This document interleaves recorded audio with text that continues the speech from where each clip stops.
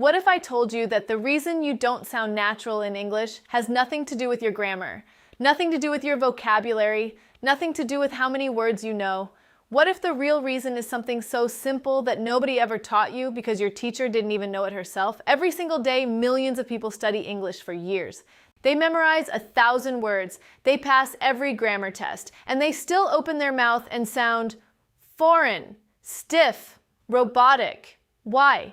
Because they were taught to speak English like a textbook, not like a human being. And in the next few minutes, I'm going to break that pattern completely. I'm going to show you 6 things that native speakers do without even thinking. 6 invisible rules that make the difference between correct English and natural English. This is the video that changes how you speak forever. Don't skip it. Watch till the end. You are translating, and that's destroying you. Here's something shocking. If you are thinking in your native language and then translating it into English before you speak, you have already lost. It doesn't matter how fast you translate.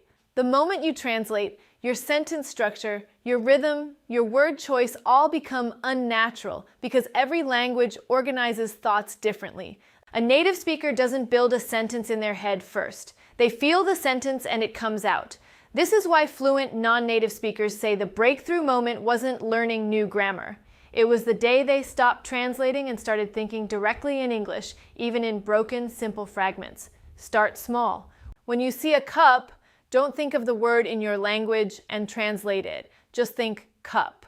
When you feel angry, don't construct the sentence in your head first. Just say, I'm so annoyed right now, directly. This retrains your brain to build English thoughts natively instead of importing them. It feels uncomfortable at first, even embarrassing, because your sentences will be simpler and rougher than what you're used to constructing slowly in translation. But that roughness is temporary, and it's the fastest path to real fluency. The people who sound natural aren't the ones with the biggest vocabulary. They're the ones whose brains stopped treating English as a foreign code to decrypt and started treating it as a living language to think in instantly without a translator sitting between their thoughts and their mouth. Native speakers don't say words separately, they melt them together. This is the part almost nobody tells you. When native speakers talk, they don't pronounce each word clearly and separately, like in your textbook audio. They connect words into sound chunks. What are you doing becomes what you doing. Going to becomes gonna. Did you becomes didja.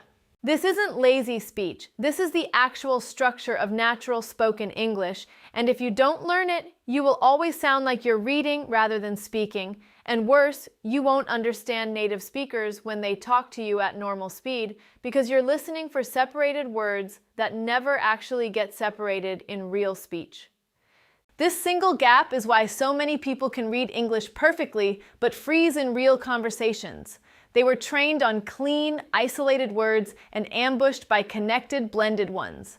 The fix is shockingly simple and almost nobody does it. Shadow real native audio. Play a sentence, pause, and repeat it exactly as it sounds, not as it's written. Copy the melting, the blending, the disappearing sounds. Do this daily with short clips, 5 minutes at a time, and within weeks your ear starts predicting these patterns automatically and your own mouth starts producing them too. This is the exact mechanism that separates technically correct speakers from people who sound like they grew up speaking the language. Filler words are not a mistake. They're the secret ingredient. Most learners try to eliminate every like, and because they think fluency means perfectly smooth sentences with zero hesitation. This is completely backwards, and it might be the most shocking thing on this list. Real native speech is full of hesitation markers. Natives say, well, I mean, kind of, sort of, you know what I mean constantly, not because they don't know English, but because these small words give the brain time to think while keeping the conversation flowing naturally. When you cut out every filler and speak in perfectly clean, grammatically flawless sentences with no hesitation at all, you actually sound more foreign, not less. Because that kind of speech doesn't exist naturally, even among native speakers. It sounds rehearsed, scripted, almost robotic. The fix here isn't complicated, but it does require unlearning what you were taught. Start deliberately inserting natural filler phrases into your speech. Practice starting sentences with "so basically," "honestly," "I guess," or "the thing is." Let yourself pause with instead of freezing in silence or over-preparing every sentence in your head before speaking. This single shift, embracing imperfection instead of hunting it down, is often the exact moment learners report they finally started sounding like a real, breathing human speaking English instead of a language learning app reciting perfect textbook lines. Your pronunciation is fine, your rhythm is the problem. Here's the uncomfortable truth: you can pronounce every single sound in English correctly and still sound completely unnatural, because English isn't about individual sounds. It's about rhythm and stress. English is a stress-timed language, meaning some words in a sentence get hit hard and others almost disappear. Native speakers stretch and emphasize the important words, nouns, main verbs, key adjectives, and rush through the small connecting words like the, a, of, to. If you give every word equal time and equal stress, which is what most non-native speakers do, your sentence sounds mechanical and strange, even if every sound is textbook perfect. This is exactly why some speakers with a slight accent still sound completely natural, while others with technically clean pronunciation sound stiff and foreign. The rhythm is doing the work, not the individual letters. To fix this, you need to practice sentence stress specifically, not word pronunciation. Take a sentence, mark which words are the content words that carry meaning, and consciously stretch those while flying through the rest. Clap or tap the beat as you speak. Literally feel the up-down rhythm like a song. Over time, this becomes automatic, and the moment it does, people stop noticing your accent and start noticing that you simply sound like you belong in the conversation, rhythm and all. You're practicing speaking wrong. Repetition beats memorization every time. Most learners memorize phrases, grammar rules, and vocabulary lists, expecting that knowledge to transform into speech automatically. It doesn't, and this is the shocking part. Speaking a language is a physical, muscular skill, almost like an athletic movement, not a purely intellectual one.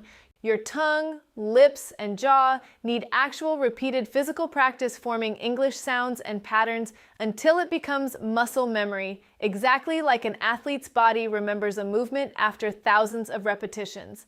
This is why you can know a grammar rule perfectly on paper and still fumble it instantly in live conversation. Your mouth was never trained, only your brain was. The fix is repetition of the same short phrases and sentence structures out loud, many times until your mouth produces them without conscious thought. Don't just learn 10 new words today. Take 3 phrases and physically repeat them out loud 20 times each until they feel automatic in your mouth. This is uncomfortable and feels slow compared to memorizing a vocabulary list, but it's the actual mechanism that builds real, spontaneous speech instead of hesitant, translated speech. People who sound natural didn't necessarily study more grammar than you. They simply repeated far fewer phrases, far more times, until their mouths could produce them instantly, under pressure, without thinking. Confidence changes your accent more than any lesson ever will. This last one sounds unbelievable, but it's true. The same sentence spoken with hesitation and fear sounds far more foreign than that exact same sentence spoken with confidence and commitment, even with an identical accent. Hesitation adds broken rhythm, uncertain pauses, and a shrinking voice, all signals your brain reads as not fluent, even when the grammar and pronunciation are completely fine. Confidence adds pace, clear stress, and commitment to the sentence. And these are the real signals of fluency that listeners actually respond to. This is why some learners with heavier accents come across as more fluent than learners with lighter accents but constant hesitation and self-correction. The listener isn't grading your vowels. They're reading your confidence. The fix is to stop apologizing before you speak. Stop saying, "Sorry, my English is bad," before every sentence, and commit fully to whatever sentence you start, even if you know it's imperfect. Finish it with the same energy you started it. This single mental shift, deciding your imperfect English is still worth saying boldly, often creates a bigger, faster improvement in how natural you sound than months of additional grammar study. Because natural speech was never just about correctness, it was always about commitment. What if everything you've been doing to sound fluent in English has actually been keeping you from sounding fluent? What if the years of memorizing vocabulary lists, the grammar books, the perfect textbook pronunciation drills, What if all of it was solving the wrong problem? Because here's what nobody tells you. Sounding natural in English isn't about knowing more. It's about unlearning almost everything you were taught in a classroom. Let's start with the biggest one. If you're translating in your head before you speak, you have already lost the race before it even started. Every language builds thoughts differently, and the second you translate, your rhythm breaks, your word order gets strange, and your sentence sounds imported instead of alive. The fluent people you admire aren't faster translators. They stop translating completely. They think directly in English in small broken fragments if they have to, but directly, without a middleman standing between the thought and the mouth. Now here's something that will change how you listen forever. Native speakers do not say words separately. They melt them together. What are you doing becomes what you doing. Going to becomes gonna. This is not lazy speech. This is the actual architecture of spoken English.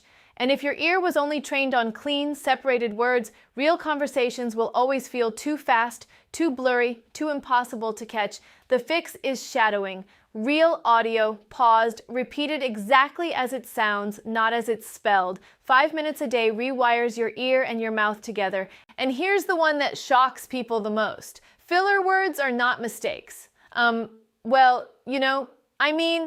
These aren't signs of broken English. They're proof of real, human, unscripted speech. When you eliminate every hesitation and speak in perfectly clean sentences, you sound more foreign, not less, because that kind of speech doesn't exist naturally anywhere.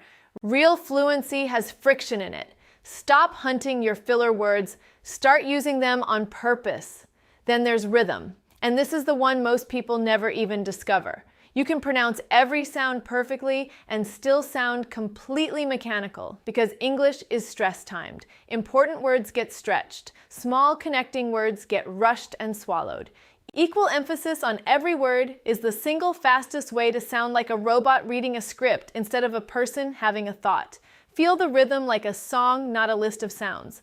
And speaking itself, actual speaking, is a physical skill, not an intellectual one. Your tongue and jaw need repetition. The same short phrases said out loud 20, 30 times until they become automatic. The same way an athlete's body remembers a movement after years of practice. Knowledge in your head does not automatically become speech in your mouth. Only repetition does that. But none of it matters without the final piece. Confidence changes your accent more than any lesson ever could. The exact same sentence, spoken with hesitation and fear, sounds more foreign than that same sentence spoken with commitment. People aren't grading your vowels. They're reading your confidence. Stop apologizing before you speak. Finish every sentence like you meant it, even when you know it's imperfect. So what if the version of you that sounds completely natural in English isn't some distant future version years away after another decade of study? What if that version of you is one decision away? The decision to stop translating, to embrace the blend, to keep the hesitation, to feel the rhythm, to repeat instead of memorize, and to speak boldly instead of apologizing. That's it. That's the entire gap between correct English and natural English. Not more knowledge, just different habits. Starting today, sounding natural was never about being perfect. It was about being human, thinking directly in the language, letting your words blend and breathe, keeping your hesitations instead of hiding them, feeling the music inside the sentence, training your mouth instead of just your memory, and finally, speaking with the confidence that makes all of it believable. 6 shifts, 0 shortcuts. Just a different way of showing up every single time you open your mouth.